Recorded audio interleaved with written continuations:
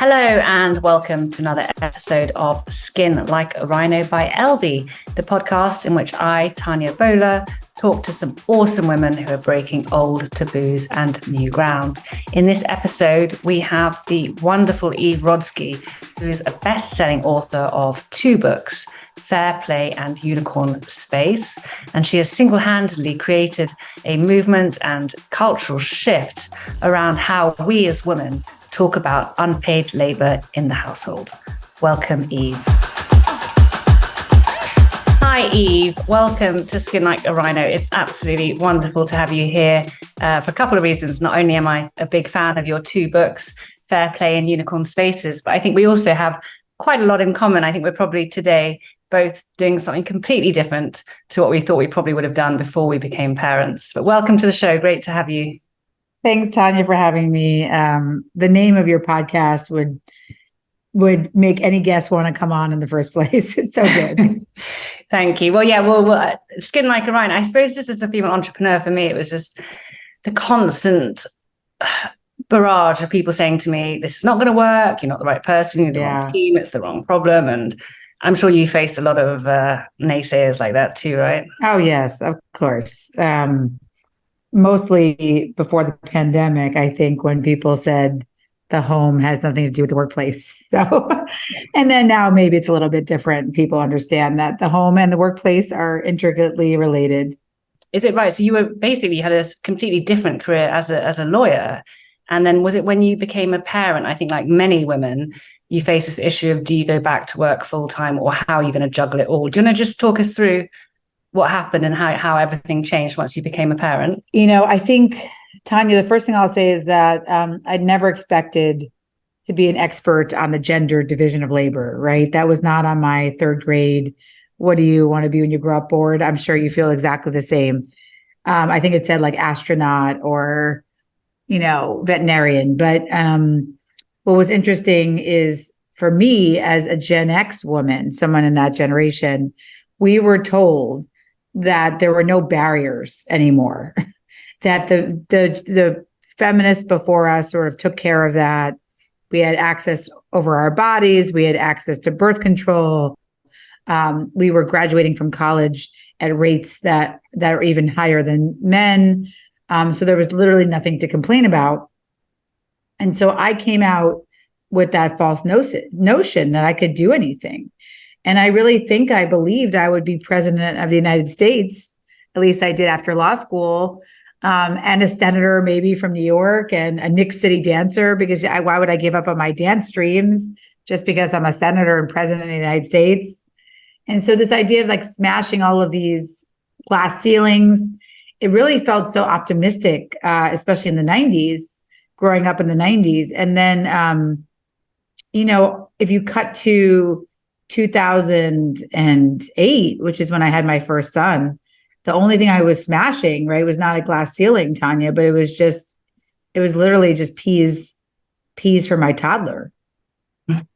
That's what I was smashing. And so I think that great letdown, using a breastfeeding analogy, I guess I just realized, but the disappointment and the resentment and the rage, that all for me boiled over once I had my first child. But I think really it had been simmering, because it was more about the fact that I had been sold a lie that, women could do it all. But really what I found out was that to do it all, to have it all, really meant just to do it all, right? That I was really there to pave the way for men, and also to realize that none of the Gen X men around me had ever been trained to allow room for those smart and ambitious women. They didn't allow room for them.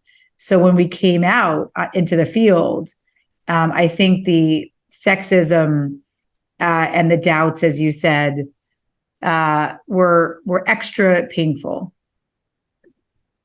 And clearly there is a gender element to this, and it'd be good to dive into that in more detail. But also, how much of this is, yes, societal expectations of even being a parent have changed too, right? If you talk to your parents' generation or grandparents' generation, they were sort of less hands-on. And I get the sense, talking to to a lot of parents. There's just so much more expectation now that to your point, we need to win on everything, right? It's not just winning in your career. Your kids need to get into the right school. They need to do the right exams. It requires a lot of, this sort of helicopter parenting too. Exactly. There's a lot more expectations to be a perfect parent.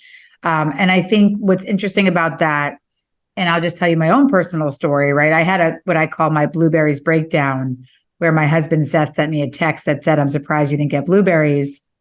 And Tanya, this was after my second son was born. So this was 2011 at this point, where I had a toddler and a newborn in the house. But I had a breast pump in the passenger seat of my car. I'll always remember that. When I get this text from Seth, "I'm surprised you didn't get blueberries. You can help me picture the scene." I had this breast pump in the passenger seat of my car. I had gifts for a newborn baby to return in the back seat of my car. I just left the corporate workforce. Now I say I was forced out.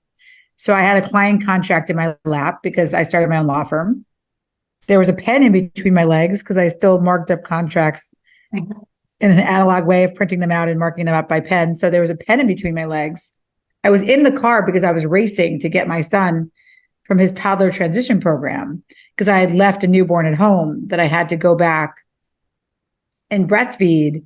And in the midst of all this chaos, where literally when I would hit a stop sign, this pen of this contract would like inch up into my vagina and sort of stab me in my vagina.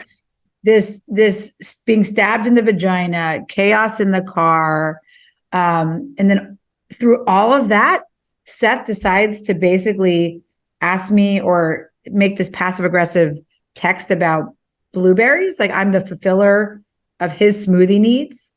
Like that's really that's who I became. Like Eve Madison was this person with all of these dreams. And now I'm Eve Rodsky, 10 years later, fulfiller of Seth Rodsky's, smoothie needs.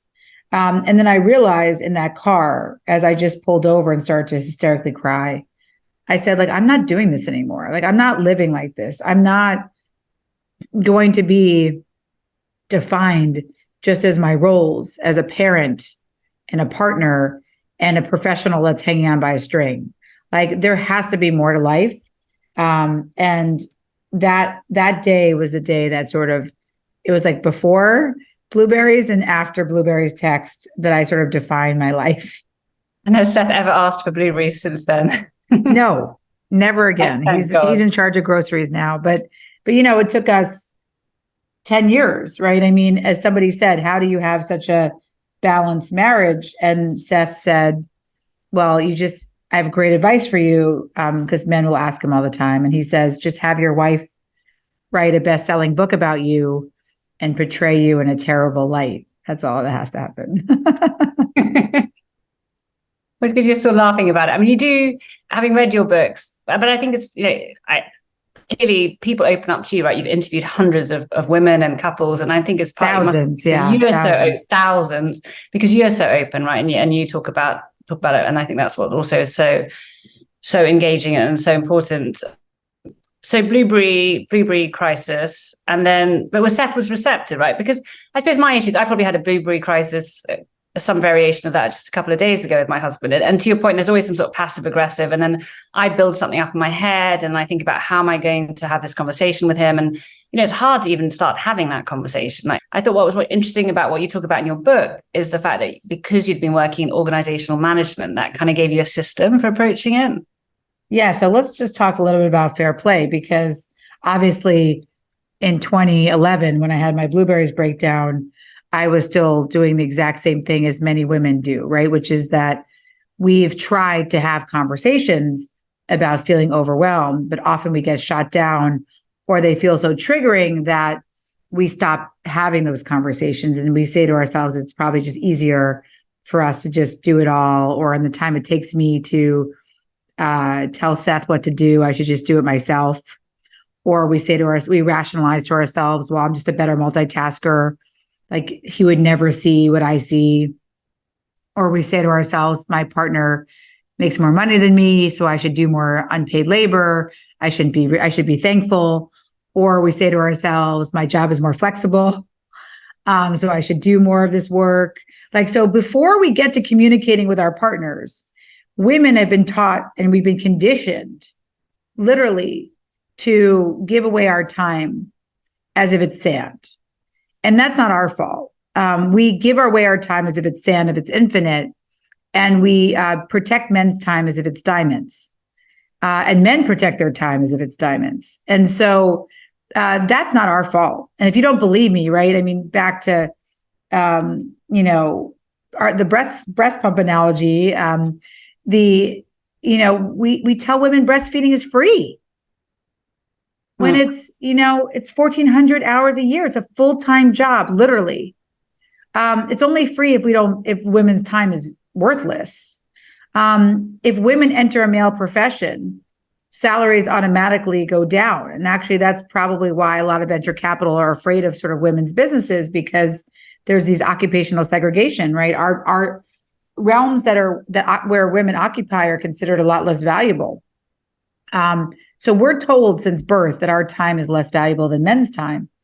And then you expect us to assert ourselves and to say, you as a man are responsible for taking the kids to school every single day. You're the one who should be washing the dishes every night while I sit on the couch and finish my work. You should be the one making sure that the tooth fairy brings the tooth under the pillow. It doesn't happen automatically, because we would never be able to have a boundary, Tania. And so that's where it all starts. Because if you think of where I was at that time in my life, I was just, a very sad mother who was trained in organizational management as a lawyer. And I tried to make a spreadsheet called the Should I Do for Seth that ended up being a 9-month project. It ended up with 2,000 items of invisible work on a spreadsheet. I sent it to Seth passively aggressively because this is before fair play. He did not receive it well. He gave me a monkey emoji that's covering its eyes. All that work to illuminate what I was doing. My Should I Do spreadsheet did not produce the results I wanted. And so, as you said, what I decided to do was either leave my marriage, because all the women in my life that were super empowered were sharing custody with their partners because they had every other weekend off, and it was very liberating. Or I could get my ass in gear and become my own client. There's a secret formula.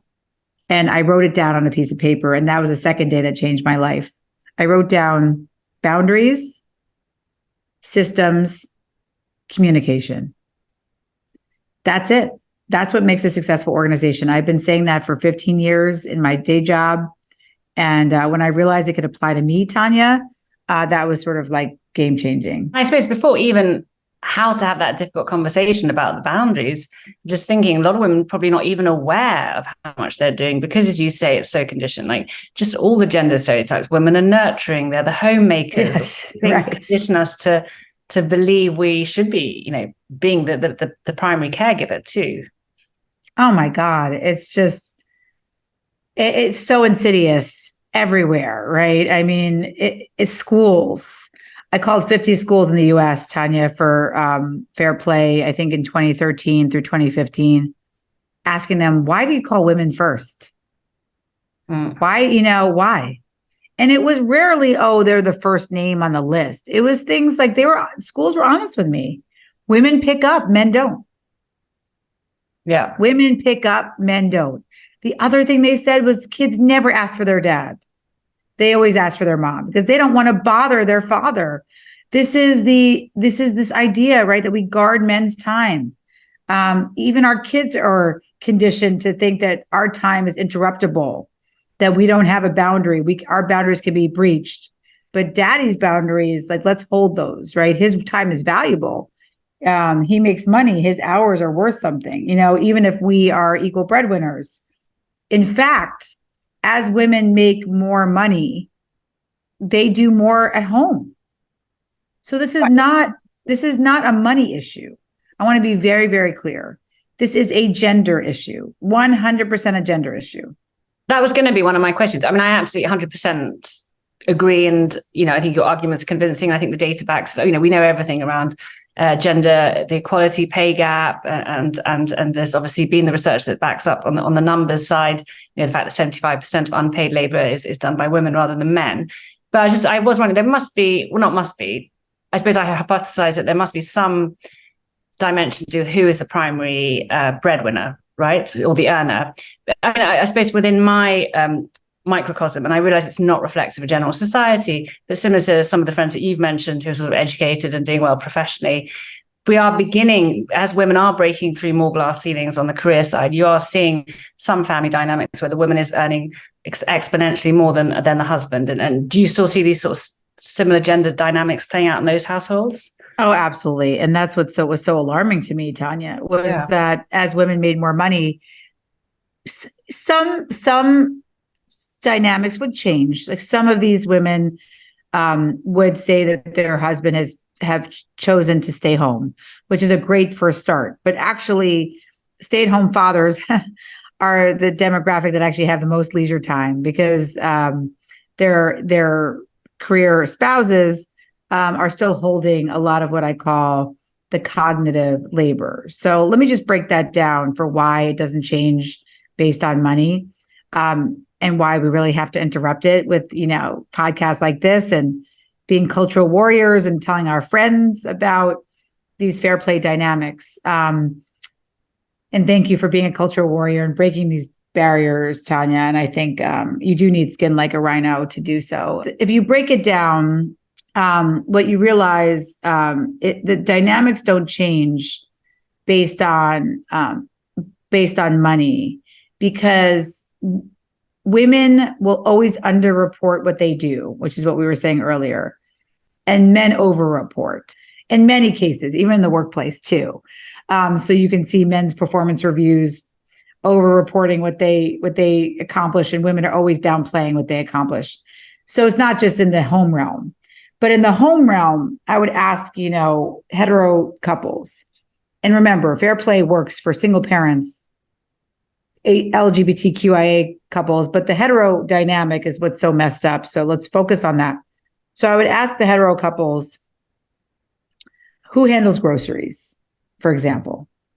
And when I was just a private citizen, just interested in this topic, right after I had my blueberries breakdown, this was like 2012, 2013.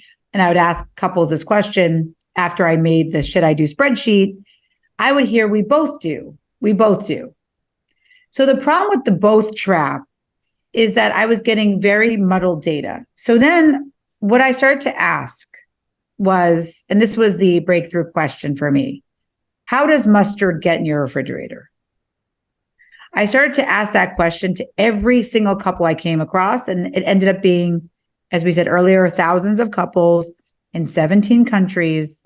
Now we have hundreds of thousands of data points because people are very willing to share their fair play experience. Always, hands down, it was super majority of women said they were the ones conceiving of the notion that their child wanted yellow mustard with their protein. Their second son, Johnny, would not eat unless he had everything dipped into yellow mustard. That was the noticing was happening with women. And then women were also the ones telling me that they were monitoring the mustard for when it ran low, and they were getting stakeholder buy-in from they didn't call it stakeholder buy-in, but I was listening for that. Stakeholder buy-in from their families about what they wanted on their grocery list. That's a planning phase that I could actually break down and recognize. And then I realized that they both said they did groceries because their partner was the one who went to the store to get the yellow mustard. And because he was bringing home spicy Dijon every fucking time, fair play started to become a love letter to men, because I said, oh, this is not fun if you're just the executor. You have no context. You don't know your role. And so all of a sudden I got to see this dynamic where men were not happy because they had no ownership and context for what they were doing. So that's called nagging, quote unquote. I don't call it nagging. I call it the random assignment of a task. You don't want your home to be infested by rats. And women were stuck with the mental load. That is why it doesn't change by breadwinning. Until you actively make that switch to a full ownership mindset, where you say to your partner, I'm handing you over the conception, the planning, and the execution of this task. We will continue to fall into taking on the mental load while maybe our partner does more execution tasks, but it's very unhelpful to them and extremely unhelpful to us. Yeah, I mean, as you're saying that, I was thinking, you're right, because I think I always think of the tasks as the execution side. 100%. But I'm always doing the conceiving and planning. And, Right. there's been many times in the 12 years I've been a parent and launching my own business where I've broken down, right? And those breakdowns are always the mental load. It's not a physical load. It's just your brain. There's too many decisions to be made, too many balls in the air, too many things falling.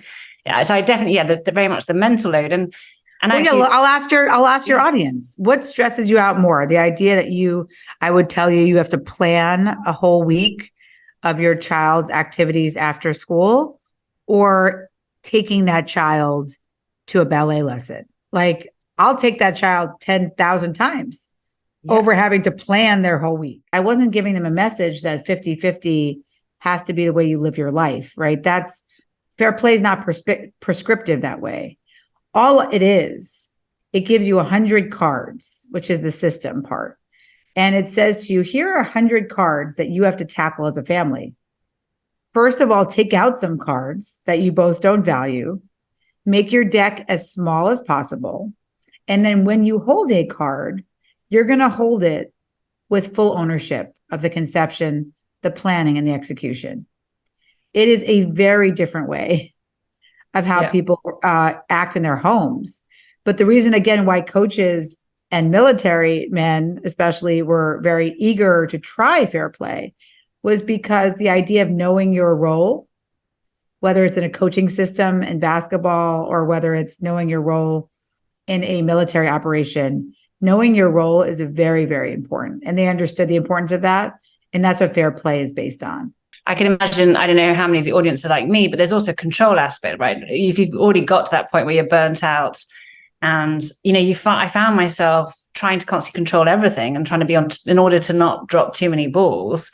To the point where often, I go traveling for work and I say to my husband, I give him this long list and I kept thinking things would fall apart, but they didn't, right? So that's exactly what you just need to give them the responsibility and let go as well. But hopefully women, hopefully things are changing. And I suppose in the ideal world, women will have the earlier you have this conversation, the better, right? You want to have this before you have a baby, right? Please. I mean, for those out there who are thinking of having children, just so you know, from a data perspective, there are 100 cards in the fair play system. Only 60 apply to you if you have a partner. You add 40 cards, 40 eligible more cards if you have children. So that is an enormous increase. And not only do you add 40 cards, but the cards you already hold in your family, like dishes and laundry, become even more of a burden because all of a sudden dishes now include washing bottles. Laundry now includes washing clothes, the baby's clothes. So the amount of work goes up so exponentially that people aren't prepared for that. And all they hear, from maybe from their colleagues are, what to expect when you're expecting, like your child's going to be a jelly bean at 8 weeks. I mean, we hear nothing about the mental load, invisible work, the resentment that's going to come based on the fact that we hold the cognitive labor, that men are just in charge of execution. So you're going to be asked 100 times a day, just tell me what you want to do. I'm happy to help. We don't fucking want helpers, right? We want partners. And then if you have a helper, not a partner, that's actually extremely infantilizing. And so women's sexual desire for that partner goes down. There's all these really important, urgent data points. But I think because they were so couched, Tania, in individual relationships, we were afraid to talk about them, right? Now that if we can say, look, you're normal, all men, not all men, but men in this one study, after kids, they did 5 to 15 hours a week less of childcare and housework after having a baby. No. So yes. So if I could just tell you that before you have a kid, wouldn't you feel better that it wasn't you? It wasn't your fault. Yeah. That it was society's fault, right? So that's the one stat I wish I knew, because then I think I would have hated Seth less. At Elvie, we look at women's health, right? So we talk a lot about what happens to women. And so you're looking at the mental and the workload for women becoming parents. And obviously, Elvie, the issue for us is how we ignore our bodies. It's all about the baby. We don't pay any attention to our health and wellness. But we talk about it so much in the office, and we have a lot of younger women who don't have kids. And we talk about what happens, what happens during childbirth, what happens with tearing, what happens with prolapse, what happens with all these issues that can go wrong. And actually, quite often the women end up saying, oh my God, I didn't know this. If I knew this, well, now I know this. I don't want to ever have a baby. And my point is, it's not like we're trying to put you off parenthood, but you want to go in a bit more eyes wide open. And to your point too, I think, I had exactly the same experience that you're describing. Like, you suddenly, particularly, I think when you're a successful career woman, I think this happens to all women, but for me, my career was so important. And then suddenly just being this person changing nappies, such an identity crisis.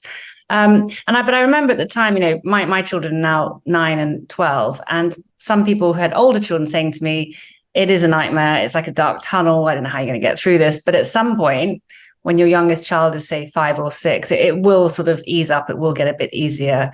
And it doesn't get easier. I think there's just different types of problems. But from everything I've read, I think the UK is a better situation than the US, obviously in terms of paid maternity leave, but also, even though we have had shared parental leave for a while, even though the uptake's not been that high, we're beginning to see more and more men take it. And I do think, positive examples, role models is so critical in this space. Well, exactly. This is the cultural issue. This is, what they call the Everton window, where culture needs to move before policy. That's what the Everton window, if you Google it, means. It's a concept around how things in societies change. And typically what we often see is that policies are the last thing to change. You need to change culture. So for me, what's been very positive is that since Fair Play, since I started this research in 2011, we're in 2023 now. It's a very different place. And that's what's exciting, right? We have Elvie, we have people that are telling women that they should be focused on their health.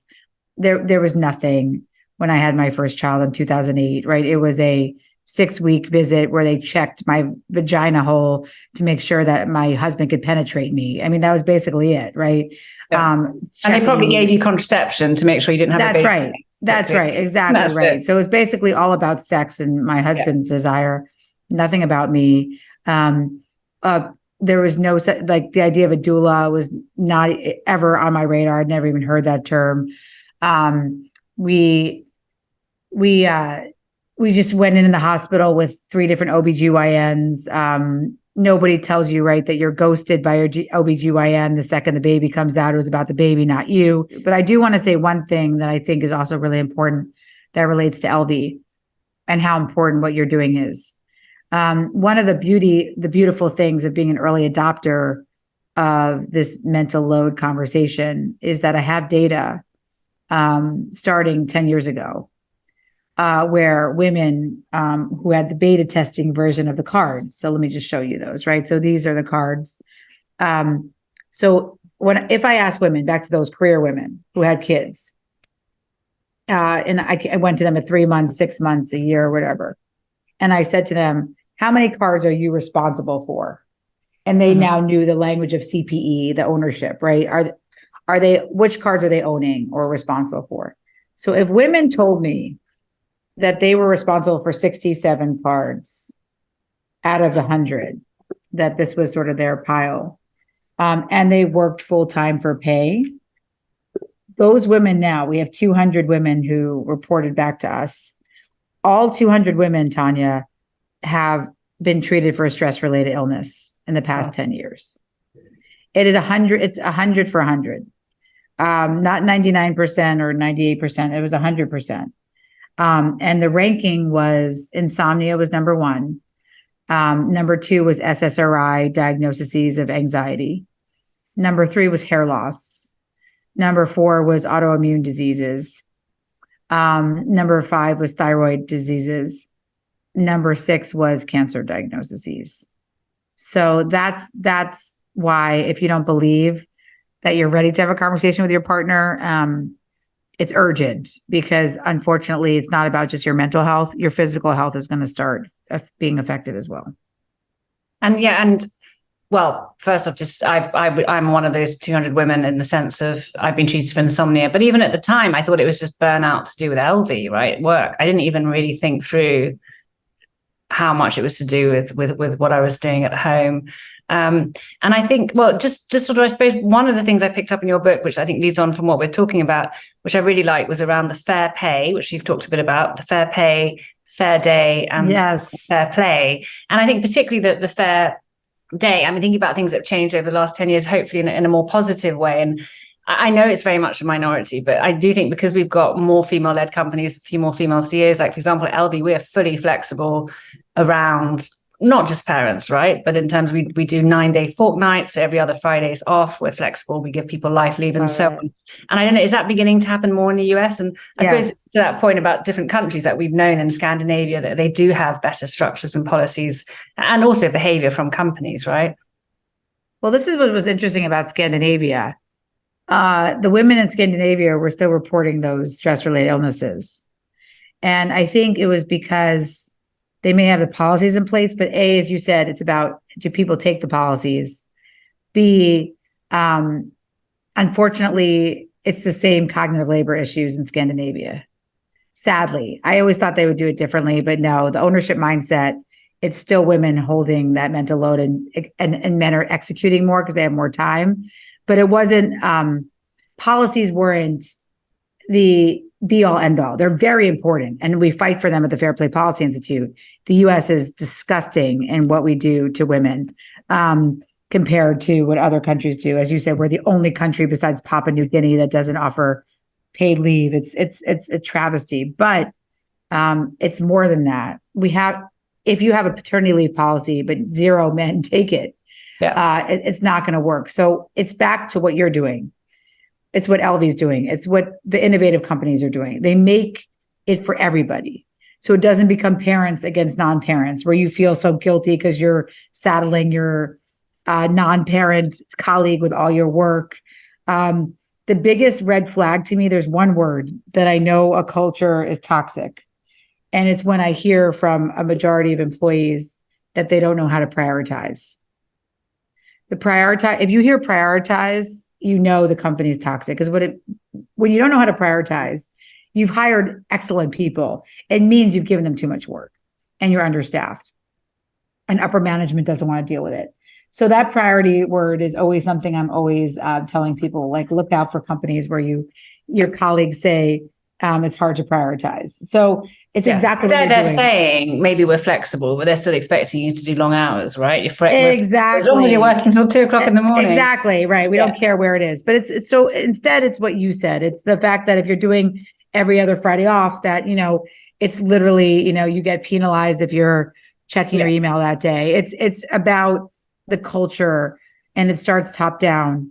And so what you're doing is very, very important, because you need to be a model. There needs to be companies out there that do it well, so that we can, as sort of activists, point to them. Yeah. I mean, on every other Friday off, exactly what you're saying. We were worried about, like, what if people are just working, right? Because there's so many deadlines. So now we actually all share on Slack photos of what we've been doing on our day off. Like, hey, I love fishing, I've been cycling, I'm knitting, or whatever it is, which actually leads into the unicorn space thing, right? Because that's the fair play. Do you want to just talk us through what is a unicorn space? Yes. So part of fair play became very alarming to me, because women would say to me, I don't need to have this conversation with my partner, because I wouldn't even know what to do with free time if I got it. And so, as you said earlier, Tania, this idea about identity loss, whether it was career you cared about or skill building, if the fact is that all of a sudden, once you have a child, especially for women, it's very, very shocking, because not only are we saddled with all this unpaid labor, but our identities get a really big shock, in that all of a sudden people don't care about us anymore, right? It's not like, how are you? It's like, how's the baby? Is the baby sleeping? Are you breastfeeding? Are you bottle feeding? Like, what diaper bag do you have? Did you get a stroller? Like all these questions I remember people asking me. I was like, who gives a shit? Like, just ask me about me or what my career is. When I got to preschool, where everyone said I'd make this whole new set of friends and a support network, and they would be the people who knew me better than anyone's ever known me because they'll carpool your kids for you. They'll help you in a pinch. The first time I showed up at my son's preschool, Tania, they gave us name tags. And my name tag said Zach's mom. And I think that is what I realized, that the people in my life after kids are going to know me better than anyone's ever known me. They don't even know my fucking name. And so I think that realization was very, very painful. And I so much so that I wrote a whole second book about it. That women who are able to understand that that's what society wants of you, they will guilt and shame you until you just perform 3 roles. You're allowed to be a partner. You're allowed to be a parent. You're allowed to be a professional. But God forbid you want to, climb Everest. God forbid you want to be an acrobat. God forbid you want to go back to school to be a rabbi in your spare time, right?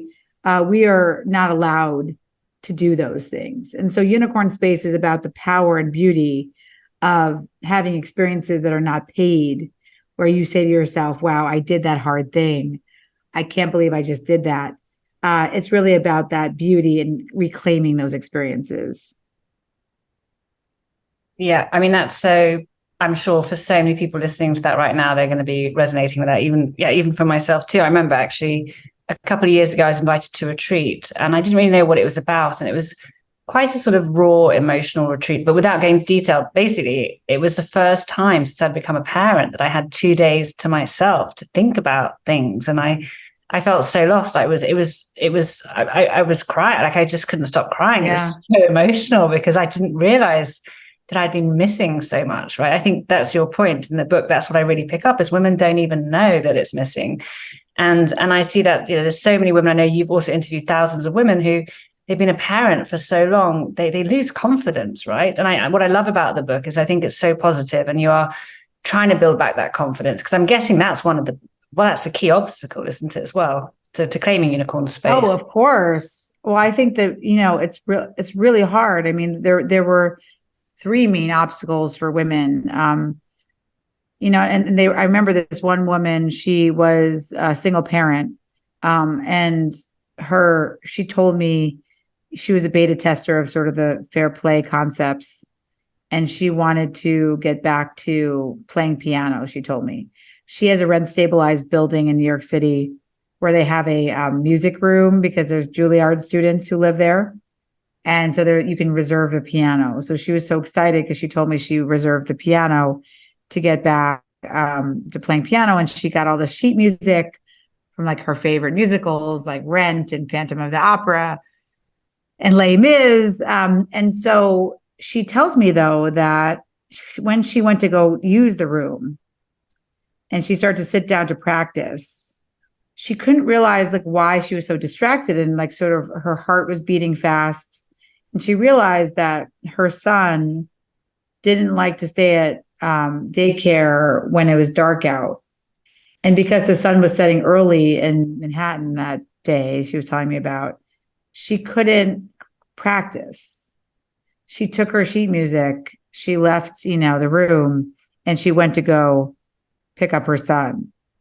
So to me, that's the biggest hurdle, right? It's this idea that we can have the best of intentions, but if we're still conditioned to feel such overwhelming guilt and shame anytime that we spend on ourselves, then sadly, things are not going to change. Guilt and shame were interesting emotions when I interviewed women. Anger, sadness, they didn't make us act immediately and change our behavior. The only 2 emotions that I saw where women said, I immediately changed my behavior because, was if they were feeling guilt and shame. Yeah. And so what I mean by that is I immediately changed my behavior. I didn't stay at the retreat because my kid was sick. I didn't go for the promotion because I wouldn't be there to put my kids to bed. Like it's all of this guilt and shame that actually will make our short-term decision making different from what our values say that we care about. And that's the thing that Unicorn Space is about, aligning your values and your actions.